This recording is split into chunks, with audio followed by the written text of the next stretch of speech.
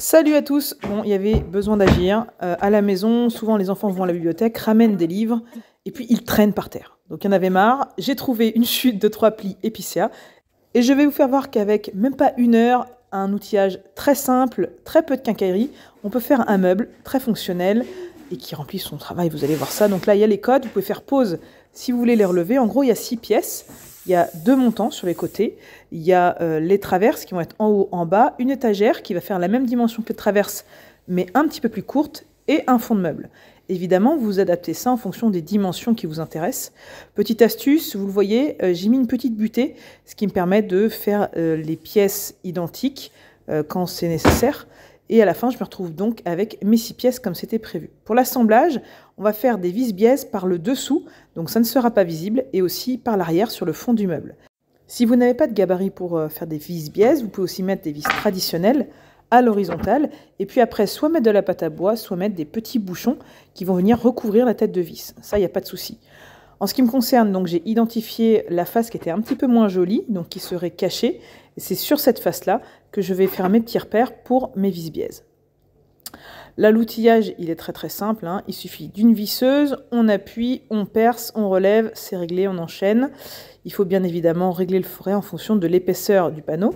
En ce qui me concerne, c'est du 19 mm. Une fois que tout ça c'est fait, un ponçage très très simple. Donc là, on sort la métabo, on n'oublie pas les angles, parce que là, les champs ne sont pas très jolis. Dans les faits, je pourrais rajouter des bandes de champs, mais ça ne m'intéresse pas.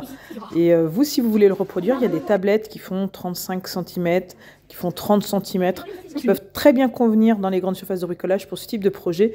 Et ça vous évite d'avoir à tailler dans de grands panneaux les morceaux dont vous avez besoin. Il suffit juste de couper à longueur. Ensuite, on passe à l'assemblage. Eh bien, c'est de la Spax, de la 4x35. C'est la seule quincaillerie nécessaire pour ce meuble. J'ai des machines qui me permettent de mettre des connecteurs d'assemblage, mais ces machines-là, elles ne sont pas dans tous les ateliers, et puis les connecteurs ont un coût aussi. On ne va pas se le cacher, la vis, c'est rapide à mettre en œuvre, c'est très solide, et même quand on utilise des systèmes de vis-biaise, ça peut être très discret. Vous le verrez à la fin, on ne voit pas les vis quand le meuble il est en fonction. Ça, c'est la partie inférieure de mon meuble.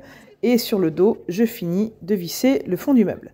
Une petite couche de protection, j'avais un petit peu hésité, mais je vais mettre donc là du Rubio chêne clair. Ça permettra de protéger le meuble de toutes les pattes des enfants qui des fois ne sont pas très propres.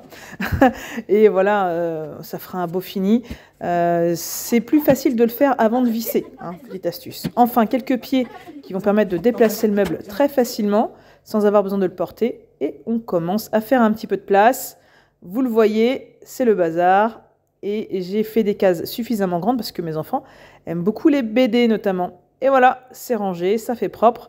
Moins d'1 heure pour fabriquer tout ça, donc j'espère que ça vous aura inspiré. Pensez à liker, commenter, à vous abonner. À très bientôt sur Copo & Co.